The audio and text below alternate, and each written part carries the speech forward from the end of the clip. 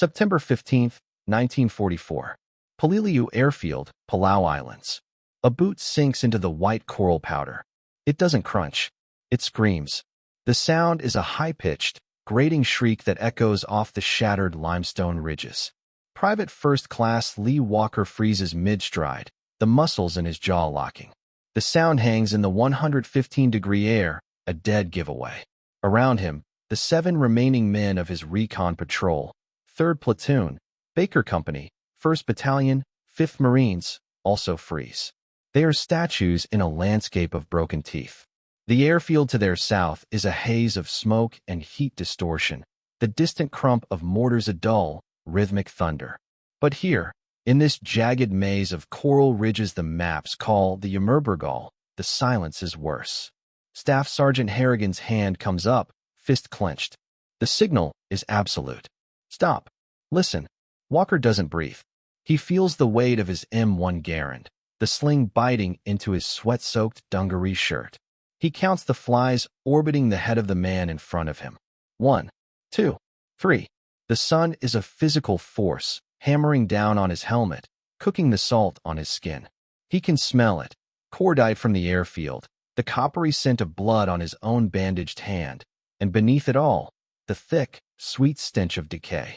Peleliu doesn't burn. It rots. They've been out for 5 hours. The mission was simple. Probe the ridges north of the airfield, locate bypass Japanese positions, report back. Do not engage. But the map was a liar. The coral canyons didn't match the contour lines. A Japanese Nambu machine gun, hidden in a spider hole they'd missed, had opened up 40 minutes ago. It cut down Privates Ellis and Juarez before the sharp crack of Corporal Vance's Springfield rifle silenced it. Now they're down to 8, low on water, and, Walker is certain, hopelessly lost. Harrigan motions them forward, a slow, painful crawl up a 45-degree slope of razor-sharp coral. Every movement is agony. The coral slices through fabric, scores skin. Walker's knees are raw meat. They crest the ridge. Harrigan belly crawls to the edge, removes his helmet, and inches his head over. What he sees makes his entire body go rigid. Walker, 10 yards behind, sees the sergeant's back tense. Harrigan slides back down, his face the color of ash under the grime. He motions the men close, his voice a sandpaper whisper. Canyon, 200 yards across, maybe 80 deep. It's a damn hornet's nest. He pauses, his eyes scanning their faces. Bunkers, log-reinforced positions carved right into the reverse slope. I count. Christ, I count at least 4 heavy machine gun emplacements. Troops moving in the shadows. Dozens, maybe more. They haven't seen us. A cold knot tightens in Walker's gut. They are on the lip of a Japanese battalion stronghold. Their patrol, a gnat on an elephant's back. Corporal Vance, the sniper, wipes sweat from his brow with a trembling hand. Orders, Sarge? We radio it in and exfiltrate. Harrigan's eyes are fixed on the far ridge. Radio's dead. Took a fragment back at the spider hole. The statement lands like a physical blow. No comms. No artillery. No way out but the way they came in. A path that is likely already being watched. We backtrack, whispers PFC Delgado, his young eyes wide. Slow and quiet. Harrigan shakes his head. That Nambu gun had to have phoned home. They'll be setting up an ambush on our trail. We're in a box. Walker's mind detaches. The heat, the fear, the crushing weight of the coral pressing in, it all recedes. He finds himself staring at a narrow, near-vertical fissure in the canyon wall to their left flank. It's a scar in the rock, maybe 3 feet wide, choked with thorny scrub and shadow. It doesn't lead back toward American lines. It leads deeper into the maze. A wrong turn. But it is the only turn not directly exposed to the canyon below or their likely backtrail. He speaks before he thinks, his voice a dry rasp. The cleft. All eyes turn to him. Harrigan's gaze is flinty. What about it? It's cover, Walker says, the idea forming even as the words leave his lips. We can't go back. We can't stay here. We go down into that. We might find a cave system, a way to bypass them entirely. Get to the other side of this ridge network. Vance scoffs quietly. Or it leads straight into their mess hall. It's suicide, Walker. A memory flashes, unbidden and vivid. Not of Peleliu, but of New Britain. 2 months ago. A jungle trail at dusk. Walker, point man. He'd seen a broken fern, a sign so obvious it seemed like a trap. He'd signaled a halt, argued to go around. The lieutenant, fresh and impatient, had overruled him. Stay on the trail, Marine. They walked into a perfectly laid L-shaped ambush. The lieutenant died first. Walker survived by rolling into a stream bed, a wrong turn off the path. He'd hid for 6 hours, listening to the Japanese search for him. He learned 2 things. The obvious path is death, and sometimes you have to get lost to survive. Staying here is suicide, Walker whispers back, holding Vance's stare. They find us on this ridge, we're pinned. We die on this rock. That cleft, it's a chance. Harrigan studies Walker, then the fissure, then the canyon teeming with enemy soldiers. The calculation is visible on his face, certain death versus probable death. He gives a single, sharp nod. We move. Now. Quiet as church mice. Walker, you're on point. Vance, cover our 6. Anything moves behind us, you silence it. The descent into the cleft is a journey into another world. The blinding white glare gives way to deep, cool blue shadow. The air grows thick and damp.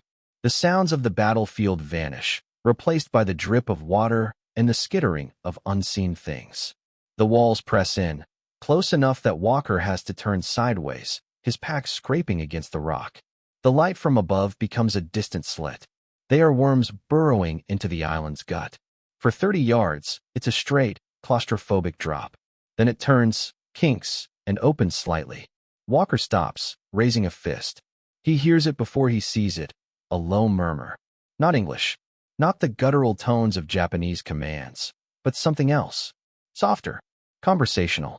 And the smell changes. The rot is still there, but now it's mixed with the acrid bite of coal smoke and cooked rice. He inches forward, around a final bend. The cleft widens into a small, hidden amphitheater, open to the sky 40 feet above.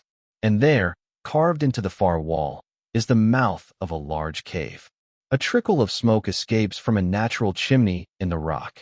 Outside the cave, sitting on crates, their rifles stacked, are 2 Japanese soldiers. They are smoking, talking quietly. A field kitchen is set up, a small pot over a fire. This is not a frontline bunker.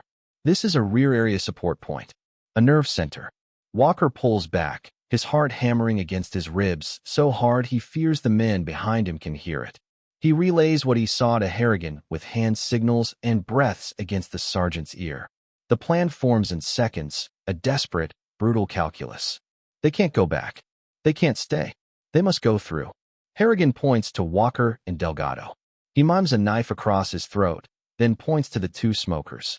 He points to Vance, motions him to cover the cave mouth. The rest will stack behind, ready to assault the interior. There will be no shooting. Sound here will echo, travel straight down into the main canyon. Walker nods, the motion feeling mechanical. He unsheaths his K-bar fighting knife. The 10-inch blade feels alien in his hand, heavy. He's trained with it. He's never used it. Delgado, beside him, does the same, his face pale but set. They exchange a glance. No words. There are no words. They move on cat feet, using the cover of scattered boulders. The distance closes, 20 yards, 15.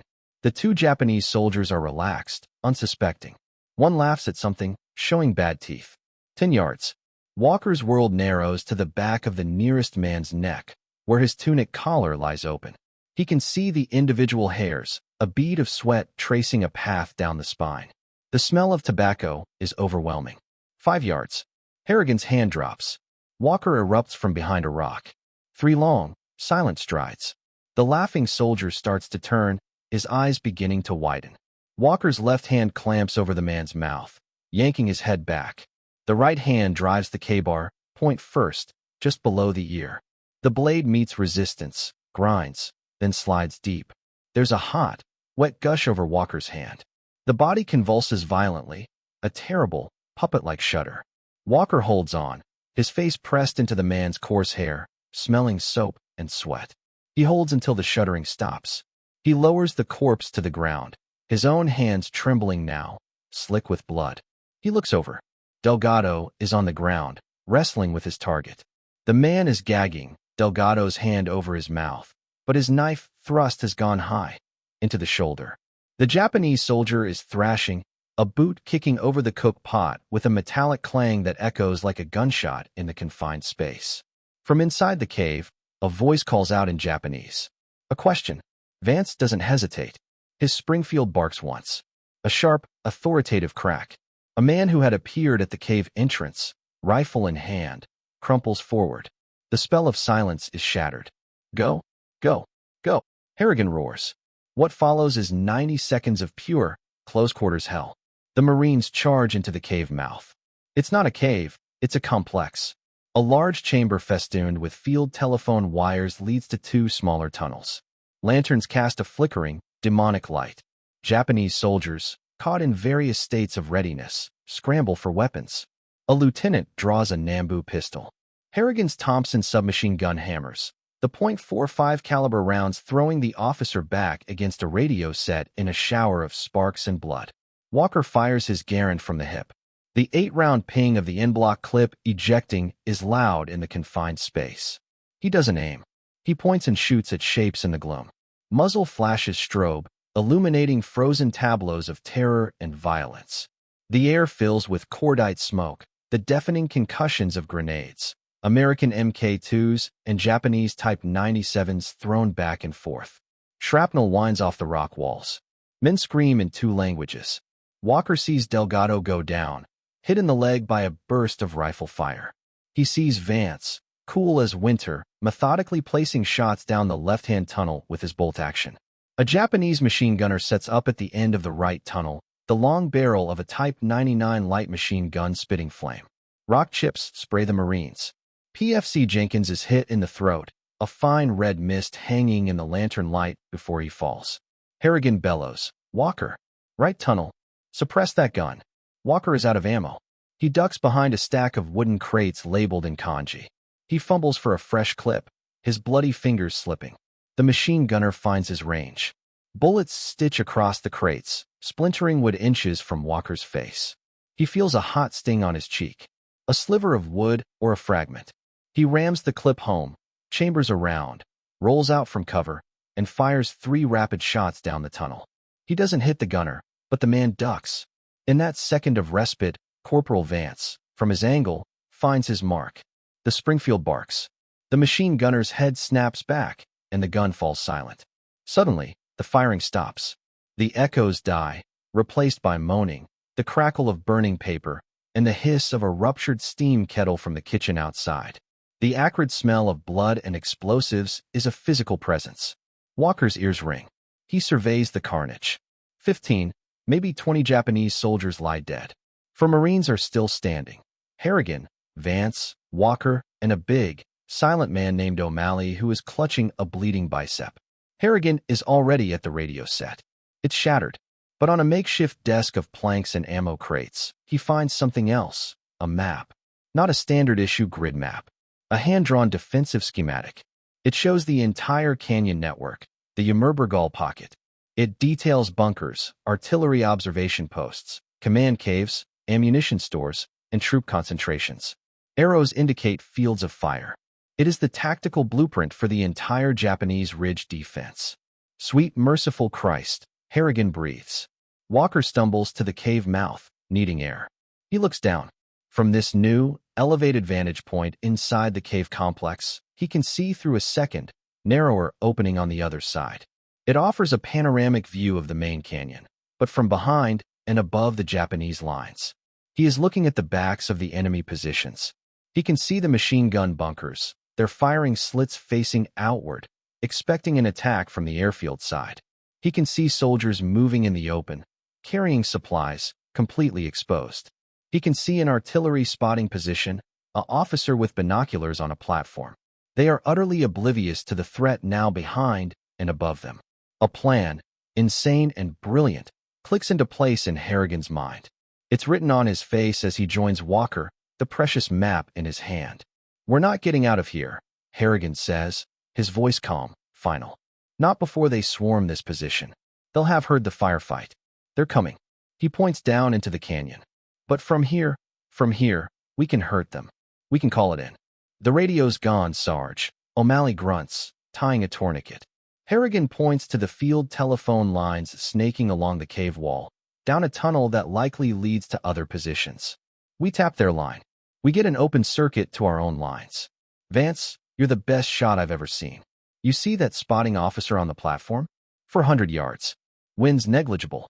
You take him, you create chaos. Walker, O'Malley, with me. We're going to find the phone hub. We're going to turn their own communications against them. The next 20 minutes are a masterclass in applied pressure and stolen time.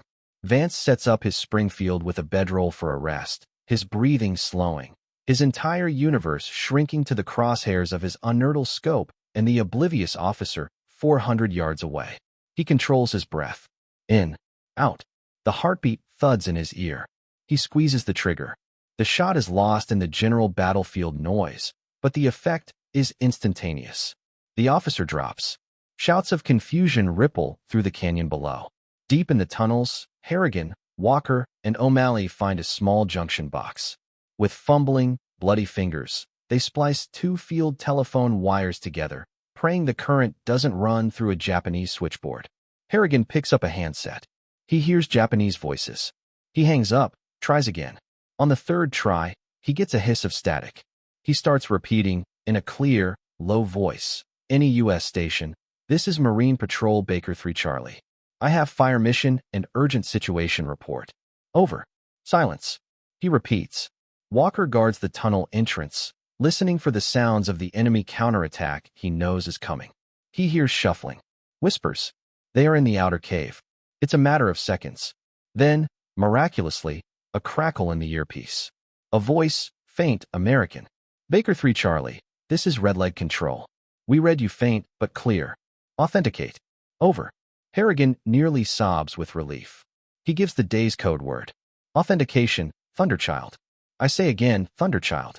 I have a map grid for a battalion-sized enemy concentration in the Umurbrogol. We are in their rear. I can walk artillery onto them. Danger close. I mean danger close. Over. The voice on the other end turns hard, professional. Send the coordinates, Baker 3 Charlie. Harrigan reads them off the captured map. He describes the canyon, the reverse slope positions. Your first round will be our adjusting round. We are in a cave complex at grid. He gives their own location. You must not, repeat not, hit this position until we signal. We will adjust from here. Understood, Baker 3 Charlie. Batteries are standing by. Shot, over. Harrigan looks at Walker. Get to Vance. Tell him the show is about to start. Then get back here. We're not done. Walker runs back through the tunnels. He relays the message to Vance, whose eyes never leave his scope. First rounds for adjustment. Watch for impact. The world holds its breath for 1 minute. Then, a sound unlike any other on Peleliu. A distant, shrieking whistle from the south, from the American lines. It grows from a whine to a scream that tears the sky apart. The first 105 mm howitzer shell arcs over the ridge and impacts on the far side of the canyon, 50 yards from the nearest bunker. A fountain of white coral and black smoke erupts. Harrigan's voice is steady on the phone. Red Leg Control, drop 150, right 100. Fire for effect. The next salvo is not a single shell. It is the voice of God. 8 shells from a full battery scream in. They walk directly into the heart of the Japanese canyon. The first bunker disappears in a cloud of pulverized rock and shattered logs. The concussion wave hits the cave, shaking dust from the ceiling. Walker, watching from the opening, sees bodies thrown into the air like rag dolls. The Japanese, perfectly concealed from the front, are naked from above. Chaos erupts. Men run, but there is nowhere to run. The canyon is a bowl, and the artillery is pouring into it. Vance begins his work. Calm, methodical. He picks off runners. He shoots a man trying to man a machine gun.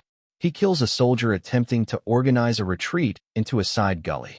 He is a scalpel, while the artillery is a sledgehammer.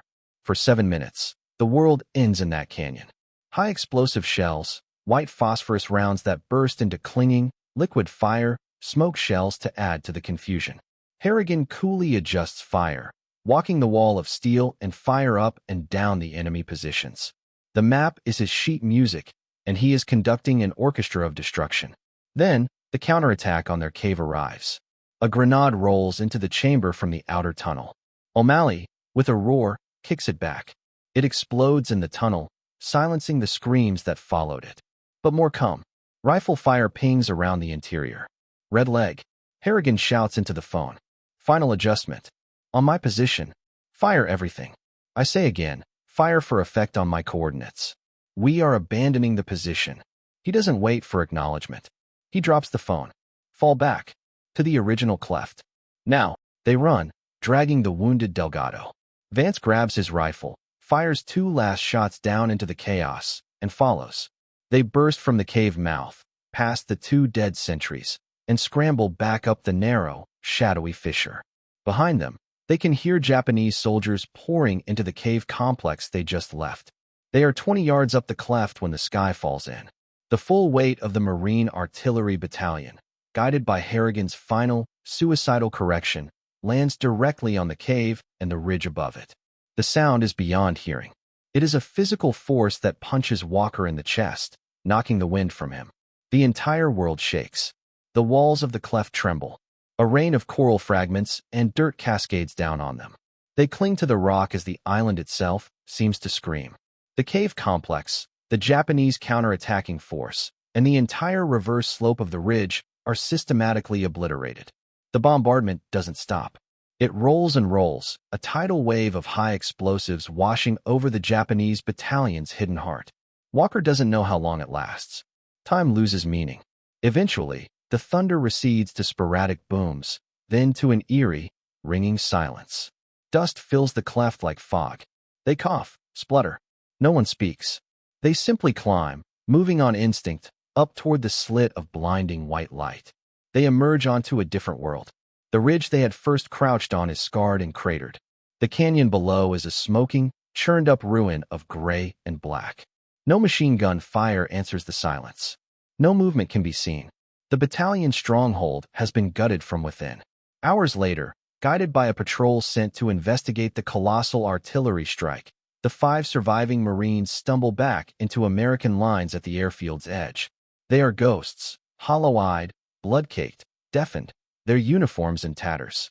A debriefing officer listens, stone-faced, as Harrigan, his voice shot, recounts the events and hands over the blood-stained map. In the following days, the 5th Marines exploit the breach. The backbone of Japanese resistance in the central Umurbrogol is broken. Over 300 enemy soldiers are estimated killed or entombed in that single, devastating bombardment, triggered not by an aerial spotter or a planned assault, but by a lost patrol that took a wrong turn into hell and decided to fight its way out from the inside. That night, in a rear area aid station, Lee Walker sits on an empty ammo crate. He holds a canteen but doesn't drink. He stares at his hands. They are clean now, but he can still feel the hot, wet gush of blood over his knife hand, the terrible, final shudder of a life ending against his chest. He can smell the cave, the cordite, the rot. He hears the ringing silence that followed the guns. He thinks of the cleft, the wrong turn, the path of certain death that became, through a mixture of terror, instinct, and savage will, the path to a victory that would find its way into a dozen after-action reports. He does not feel like a hero. He feels like a man who got lost and, in doing so, found a way to unleash a storm. He closes his eyes, but the images are waiting for him, in the dark, behind his eyelids. They always will be.